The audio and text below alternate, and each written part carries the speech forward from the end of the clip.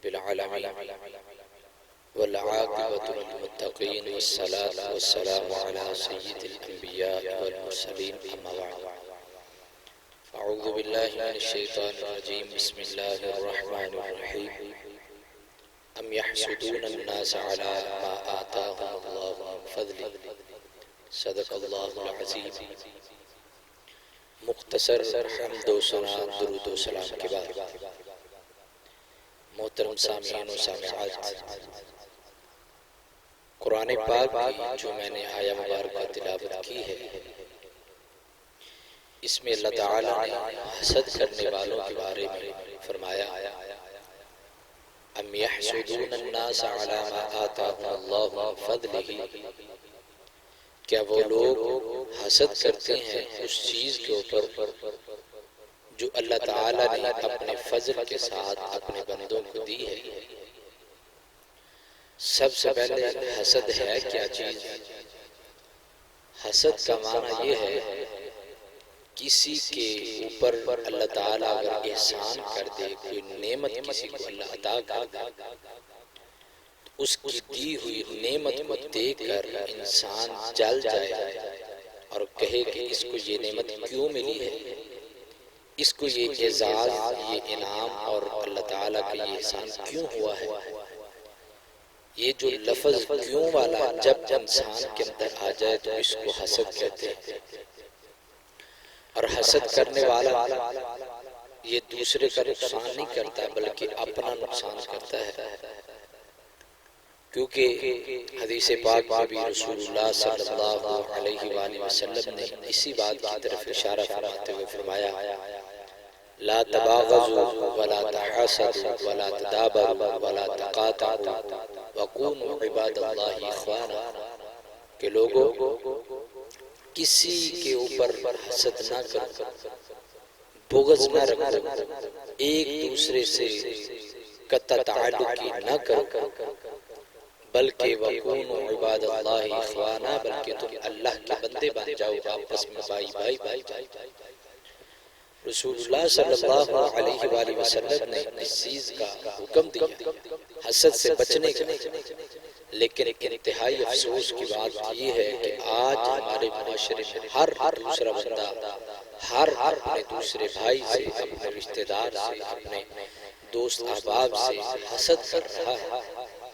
جس کی وجہ سے آج ہمارے معاشرے کی تباہی اور بربادی ہو رہی ہے۔ حضرات یہ کیا ہے؟ دنیا میں سب سے پہلے جو حسد ہوا وہ شیطان نے حضرت آدم علیہ السلام سے کیا۔ کہنے لگا یہ تو مٹی سے بنایا، میں آگ سے بنا، آگ اوپر کو جاتی ہے، مٹی نیچے کو آتی ہے، میں کیوں سجدہ کروں؟ حسد کی وجہ سے شیطان کو اللہ تعالیٰ نے مردود کہہ دیا۔ فَإِنَّكَ رَجِيمٌ کے لقب سے اللہ رب العزت نے پکار کے کہا دفع ہو جا، دور ہو جا۔ حسد اتنی بری چیز ہے کہ اللہ تعالیٰ نے جو شیطان ایک وقت وہ تھا کہ یہ عبادت میں اتنا مگن اور اس قدر زیادہ کہ اللہ رب العزت کے فرشتوں میں رہنے لگ گیا، حالانکہ ہے جن تھا، جن ہونے کے ناطے سے، جنات میں سے ہونے کی وجہ سے پھر بھی اللہ تعالیٰ نے اس کو فرشتوں میں جگہ دی، صرف اس کی عبادت، اس کی ریاضت، تقوی و للہیت کو دے۔ جب اس بدبخت نے حسد کیا تو اللہ تعالیٰ نے فرشتوں کی لسٹ سے بھی نکال دیا اور مردود کہہ کے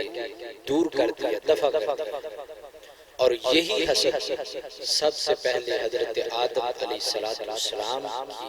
ساتھ شیطان نے کیا۔ دوسرے نمبر پہ یہی حسد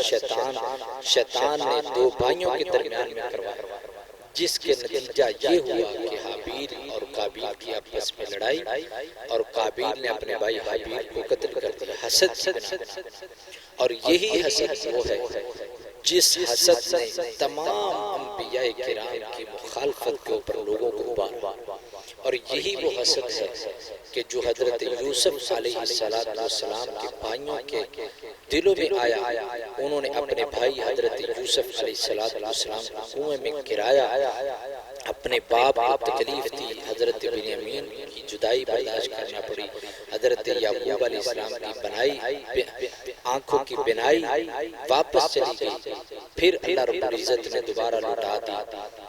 بہرحال بات کرنے کا مقصد یہ ہے کہ حسد اتنی بری چیز ہے کہ انسان کے اندر جب آ جائے تو بڑے بڑے رشتے کھوکھلے ہو جاتے ہیں۔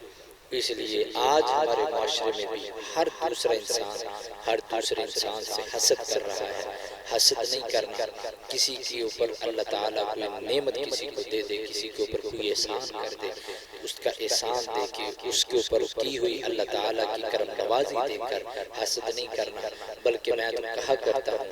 جب کسی کے اوپر کوئی اللہ تعالیٰ نعمت کسی کو دے، کسی کے اوپر احسان کرے، کسی کے اوپر اللہ اپنا فضل کرے، تو انسان اس کے اوپر کیا ہوا اللہ کا فضل دیکھ کر کے اللہ کا شکریہ ادا کرے، اللہ یہ تو نے اس کے اوپر بھی فضل کیا، اللہ میرے اوپر بھی فضل فرما۔ جب تم لوگ کسی کی چیز دیکھ کر کے خوش ہو جاؤ گے، اللہ تعالیٰ سے دعا کرو گے میرا تو ایمان ہے، تم اس کے لیے دعا کرو گے، اللہ کے فرشتے تمہارے لیے دعا کریں گے، اللہ تمہیں نعم البدل عطا کر دے گا۔ اس لیے حسد سے بچا کرو۔ حسد اتنی بری چیز ہے کہ بڑی بڑی لڑائیوں کا سبب حسد ہے، بڑے بڑے قتل و غارت کا سبب حسد ہے، بڑے بڑے فتنہ و فساد کا سبب حسد ہے۔ اللہ رب العزت سے دعا ہے اللہ رب العزت ہمیں حسد جیسی بری بیماری سے، حسد جیسی لعنت سے اللہ رب العزت ہمیں محفوظ فرمائے۔ السلام علیکم ورحمۃ اللہ